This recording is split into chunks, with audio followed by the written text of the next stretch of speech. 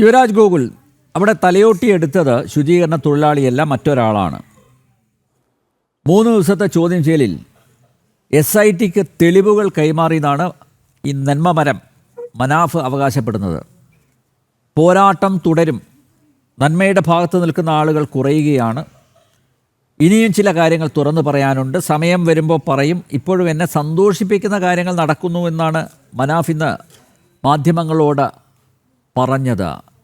അതായത് ഒരു ഭാഗത്ത് അയാൾ പറയുകയാണ് ഞാൻ ആരെയൊക്കെ വിശ്വസിച്ചു അതൊക്കെ കള്ളനാണയങ്ങളാണ് എന്ന് തിരിച്ചറിഞ്ഞു എന്ന് പറയുമ്പോഴും മറുഭാഗത്ത് വലിയ ശുഭാപ്തി വിശ്വാസത്തിലാണ്.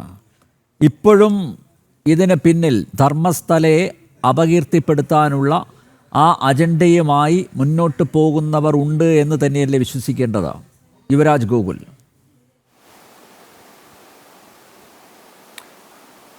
അല്ല, നമ്പ്യാർ ചെയ്യുന്നത് എന്താ വിഷയം എന്ന് വെച്ച് കഴിഞ്ഞാൽ 10 ദിവസങ്ങൾക്ക് മുമ്പ് അദ്ദേഹം ഇവിടെ വന്നിരുന്ന് സംസാരിക്കുമ്പോൾ അദ്ദേഹം വലിയ ആത്മവിശ്വാസത്തിലായിരുന്നു. അത് നമ്മൾ അദ്ദേഹത്തോട് കുറച്ച് ചോദ്യങ്ങൾ ചോദിച്ചു. ആ ചോദ്യത്തിനൊന്നും തന്നെ അദ്ദേഹത്തിന് ഉത്തരം ഉണ്ടായിരുന്നില്ല. പകരം അദ്ദേഹം മറ്റ് ചില ആത്മവിശ്വാസങ്ങൾ എപ്പോഴും പ്രകടിപ്പിക്കുകയായിരുന്നു. അദ്ദേഹം നമ്മളെല്ലാവരെയും നന്മ പഠിപ്പിക്കാൻ വേണ്ടിയിട്ട് കുറേ ശ്രമിച്ചു. ഒരു പാവം ഹിന്ദു പെൺകുട്ടി, ആ ഹിന്ദു പെൺകുട്ടിയുടെ ശരീരഭാഗങ്ങൾ കിട്ടണം, ആ ശരീരഭാഗങ്ങൾ കിട്ടിയാലേ ഹിന്ദു ആചാരപ്രകാരം ആ അമ്മയ്ക്ക് ആ മൃതദേഹങ്ങളെ അന്ത്യകർമ്മം ചെയ്യാൻ വേണ്ടിയിട്ട് സാധിക്കുകയുള്ളൂ എന്നൊക്കെ നമ്മളോട് പറഞ്ഞു. നമ്മൾ പറഞ്ഞു തീർച്ചയായിട്ടും നമ്മളതിങ്ങനെ ഒരു പെൺകുട്ടി ഉണ്ട് എന്നുണ്ടെങ്കിൽ അങ്ങേക്കും ആ അമ്മയ്ക്ക് നീതി വാങ്ങിക്കൊടുക്കാൻ വേണ്ടി ഏതറ്റം വരെയും പോകാൻ വേണ്ടിയിട്ട് തയ്യാറാണ്. കുറച്ച് കാര്യങ്ങൾ അദ്ദേഹത്തോട് ചോദിച്ചു. അദ്ദേഹത്തോട് ചോദിച്ച കാര്യങ്ങളെന്ന് പറഞ്ഞു കഴിഞ്ഞാൽ, ഒന്ന്, ആ പെൺകുട്ടി പഠിച്ച കോളേജ് എന്ന് പറയുന്ന കസ്തൂർബ കോളേജാണ്. ആ കോളേജിനകത്ത് ആ പെൺകുട്ടിയുടെ കൂടെ പഠിച്ചിരുന്ന ഏതെങ്കിലും കുറച്ച് സുഹൃത്തുക്കളുണ്ടെങ്കിൽ ആ സുഹൃത്തുക്കളെ ഒന്ന് കൊണ്ടുവരാമോ? ആ കുട്ടി മെഡിക്കൽ എൻട്രൻസ് പാസ്സായിട്ടുണ്ടെന്നുണ്ടെങ്കിൽ തീർച്ചയായിട്ടും മെഡിക്കൽ എൻട്രൻസിൻ്റെ കോച്ചിങ്ങിന് പോയിട്ടുണ്ടാവും. കോച്ചിങ്ങിന് പോയ സ്ഥലം ഏതാണ്? അവിടെ പഠിപ്പിച്ച ആൾക്കാരെയോ അല്ലെങ്കിൽ കൂടെ പഠിച്ച ആരെങ്കിലും കിട്ടുമോ? ആ കുട്ടി പ്രീ ഡിഗ്രി വരെ പഠിച്ച ആൾക്കാരുണ്ടെന്നുണ്ടെങ്കിൽ അവരെ ആരെങ്കിലും, ഏത് കോളേജിലാണ് പഠിച്ചത്, ഏത് സ്കൂളിലാണ് പഠിച്ചത്, ആരെങ്കിലും ഒക്കെ കൊണ്ടുവരാൻ പറഞ്ഞു. പോട്ടെ, ആ കുട്ടിയുടെ ഒരു ഫോട്ടോ എങ്കിലും കാണിക്കാൻ പറ്റുമോ എന്ന് ചോദിച്ചു. അപ്പോൾ അദ്ദേഹം നമ്മളോട് പറഞ്ഞതെന്ന് പറഞ്ഞു കഴിഞ്ഞാൽ, അദ്ദേഹം വളരെ സ്പഷ്ടമായിട്ടാണ് അദ്ദേഹം പറഞ്ഞത്. അദ്ദേഹം മണിക്കൂറുകളോളം സുജാത ഭട്ടുമായിട്ട് സംസാരിച്ചു. സുജാത ഭട്ടിനെ അദ്ദേഹത്തിന് പരിപൂർണമായിട്ടും വിശ്വാസമാണ്.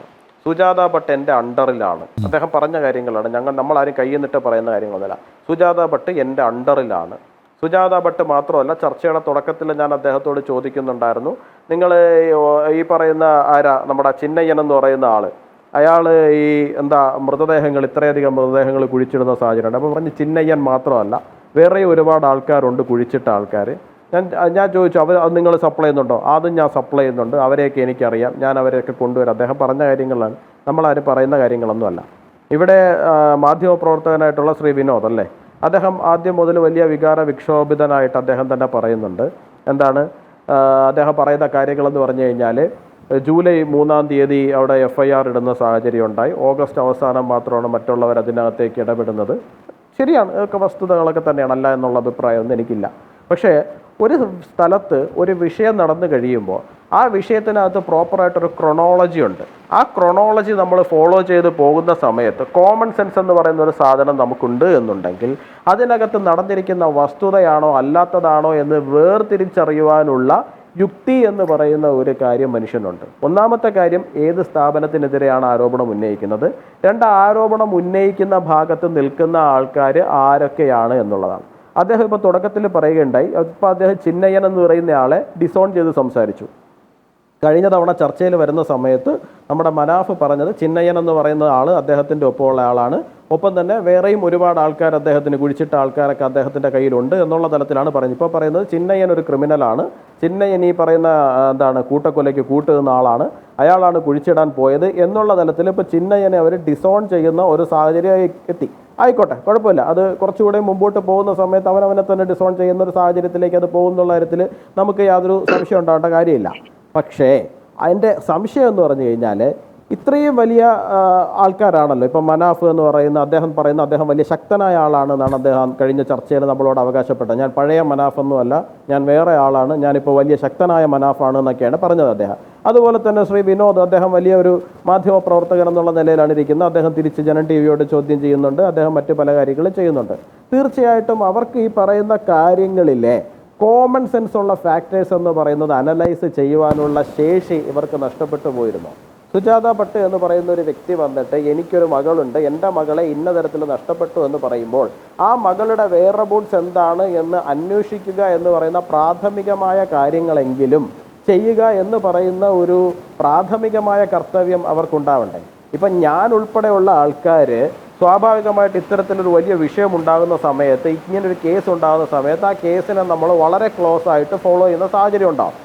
ഈ ഫോളോ ചെയ്യുമ്പോഴൊക്കെയും നമ്മൾ ആദ്യം നോക്കുന്നത് ഈ അനന്യ ഭട്ട് എന്താണ്, അനന്യ ഭട്ടിനെ ചൊല്ലിയ വേറെ ആരൊക്കെ വരുന്നുണ്ട്, ഈ സുജാത ഭട്ടിൻ്റെ വെയറബിൾസ് എന്താണ്, അവരുടെ ട്രാക്ക് റെക്കോർഡ് എന്താണ്, നമ്മളിതെല്ലാം അനലൈസ് ചെയ്യുമ്പോഴാണ് നമുക്ക് മനസ്സിലാകുന്നത് ഈ പറഞ്ഞിരിക്കുന്ന വെളിപ്പെടുത്തലുകൾക്കകത്ത് എന്തോ കുഴപ്പമുണ്ടല്ലോ.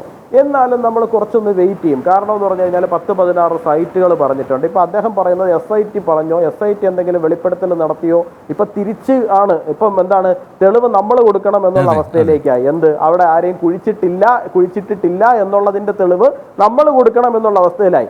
നോക്കൂ, ഇവിടെ ആരോപണം ഉന്നയിച്ചതാരാണ്? ഈ പറയുന്ന സോകോൾഡ് ആക്ഷൻ കമ്മിറ്റിയാണ്, ഈ പറയുന്ന ചിന്നയ്യനാണ്, നിങ്ങളുടെ അണ്ടറിലുണ്ട് എന്ന് അവകാശപ്പെടുന്ന സുജാത ഭട്ടാണ്.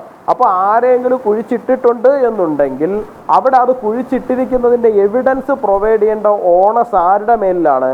അത് ആരോപണം ഉന്നയിക്കുന്ന ആൾക്കാരുടെ മേലിലാണ് ആ ഓണസ് ഉള്ളത് എന്നാണ് ഞാൻ വിശ്വസിക്കുന്നത്. അല്ലാണ്ട് നിങ്ങൾ ഏതെങ്കിലുമൊക്കെ സ്ഥലങ്ങൾ ചൂണ്ടിക്കാണിച്ചിട്ട് അവിടെ 500 പേരെ കുഴിച്ചിട്ടിട്ടുണ്ട്, ഇനി അവിടെ 500 പേരെ കുഴിച്ചിട്ടിട്ടില്ല എന്നുള്ളതിൻ്റെ തെളിവ് ഞങ്ങൾ കൊണ്ടുതരണോ, അതോ 500 പേരെ കുഴിച്ചിട്ടിട്ടുണ്ട് എന്നുള്ളതിൻ്റെ തെളിവ് ഈ ആരോപണം ഉന്നയിക്കുന്നവർ കൊണ്ടുവരുന്നതാണോ അതിൻ്റെ ശരി?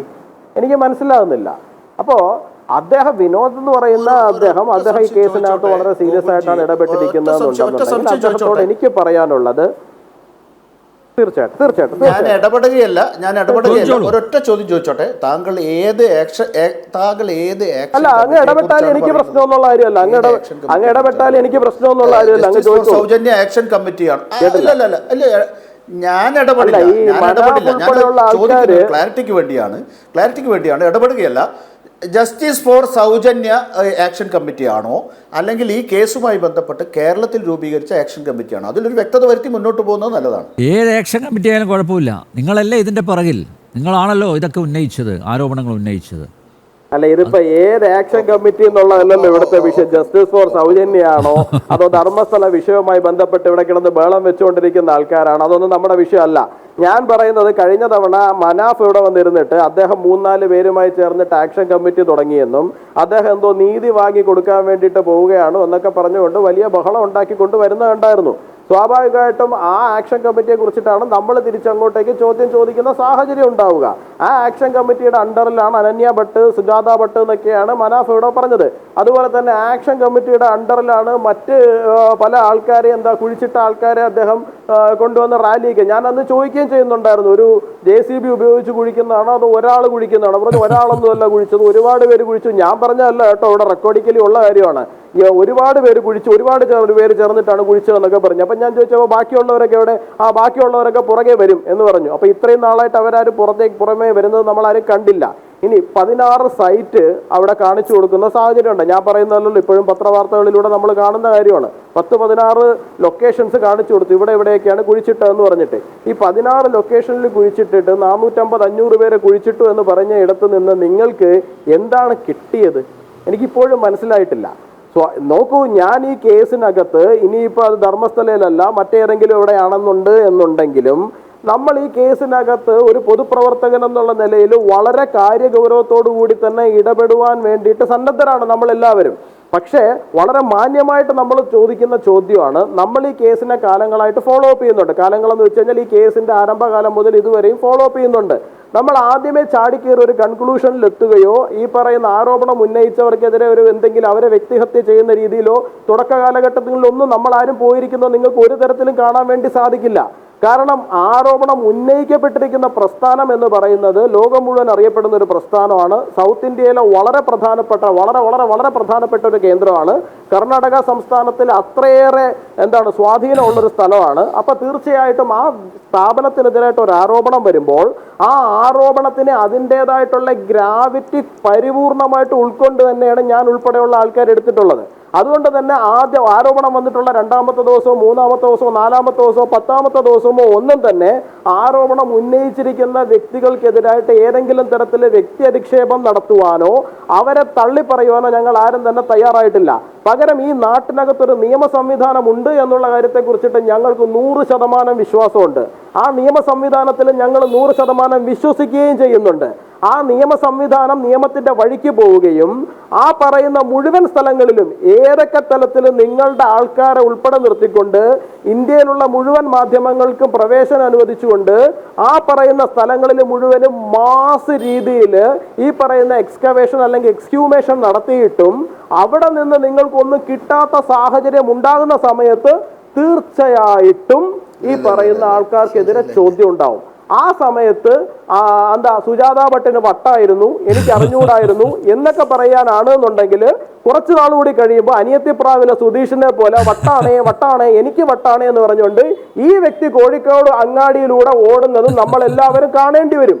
കാര്യം എന്താണെന്ന് വെച്ച് കഴിഞ്ഞാൽ ഇന്ന് അദ്ദേഹത്തിന് നോക്കൂ, ഇന്ത്യയിലെ ഇത്തരത്തിലുള്ള കേസുകൾ നടക്കുന്ന സമയത്ത് ആൾക്കാരെ പലപ്പോഴായിട്ട് ചോദ്യം ചെയ്യാൻ വേണ്ടിയിട്ട് വിളിപ്പിക്കും, വിടും. അതിനുശേഷം അവർ പറഞ്ഞിരിക്കുന്ന കാര്യങ്ങൾ പറഞ്ഞിരിക്കുന്ന വ്യക്തികളുമായി മറ്റൊരു സ്ഥലത്ത് മറ്റൊരു തരത്തിലുള്ള ഇൻവെസ്റ്റിഗേഷൻ എൻക്വയറി ഒക്കെ പോകുന്നുണ്ടാവും. കുറച്ച് കഴിയുമ്പോഴാണ് ഇതിന്റെ അങ്ങോട്ടും ഇങ്ങോട്ടുള്ള പൊരുത്തക്കേടുകളും മറ്റു പല കാര്യങ്ങളും പുറത്തേക്ക് വരാൻ പോകുന്നത്. അപ്പോഴാണ് അറസ്റ്റോ മറ്റു കാര്യങ്ങളോ ഒക്കെ നടക്കുന്നത്. ഞാൻ പറയുന്നത് ഈ പറയുന്ന മനാഫ് എന്ന് പറയുന്ന ആൾ ഒരു നിഷ്കളങ്കനാണ് എന്നുണ്ടെങ്കിൽ അയാൾ നിഷ്കളങ്കനായിട്ട് പൊയ്ക്കോട്ടെ, ഞങ്ങൾക്ക് യാതൊരു പ്രശ്നവുമില്ല.